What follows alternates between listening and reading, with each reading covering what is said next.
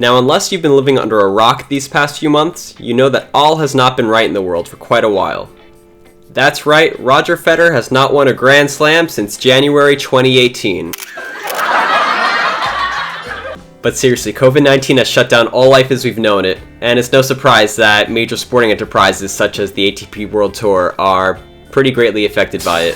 So that begs a question: when will professional tennis return, and what if any big changes will occur as a result of such a long break?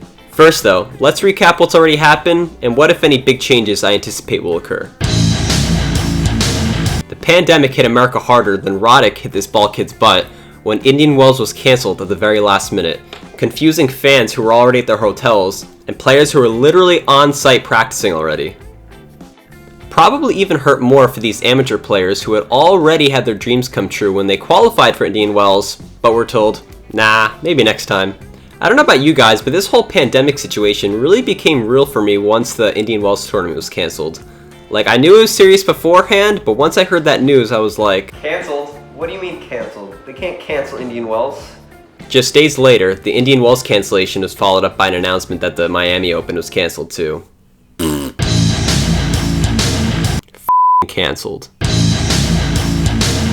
Now, the Roland Garros officials ruffled a few feathers when they announced that instead of cancelling the tournament outright, they were instead pushing it back to September 20th, literally 1 week after the US Open and smack dab in the middle of the Laver Cup. Like, guys, what are you thinking? If this were Bernard Tomic who suggested this, we might chuckle and tell him to go to his room and count his millions.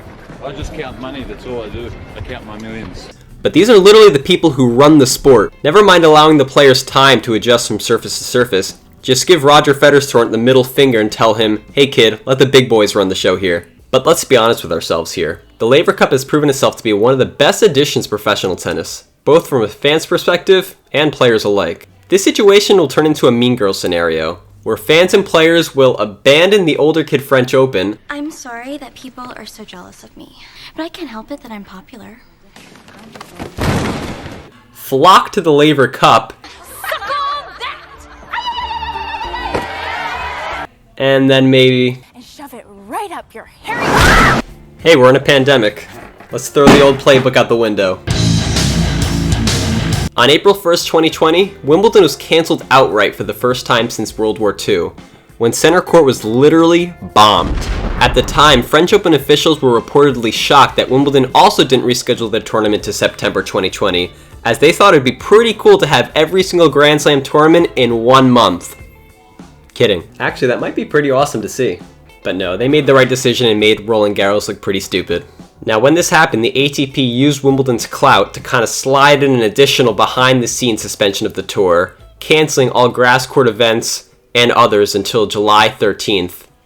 Definitely the right decision, as it might be hard to run a tournament with people using only their hands to wipe themselves after using the bathroom. Maybe Bernard Tomic would be gracious enough to donate some of his millions for the cause. Alright, so as of right now, the rest of the tennis season is actually still tentatively good to go.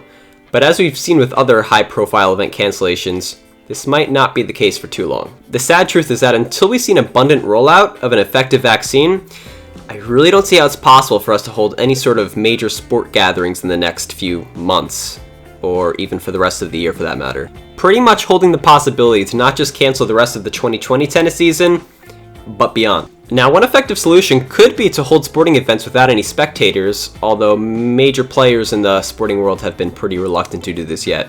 But tennis is actually one of the best social distancing sports around, unless you're Darian King.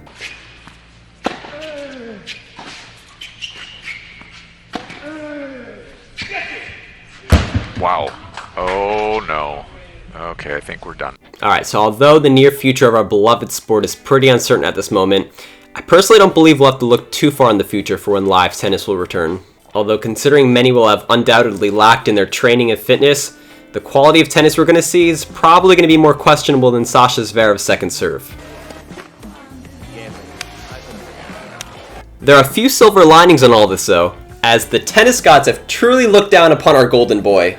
Not only did Roger Federer's knee surgery and absence perfectly coincide with the beginning of the pandemic, but as of March 23rd, all ranking points were officially locked and frozen, thus preserving Roger's record consecutive weeks at number 1.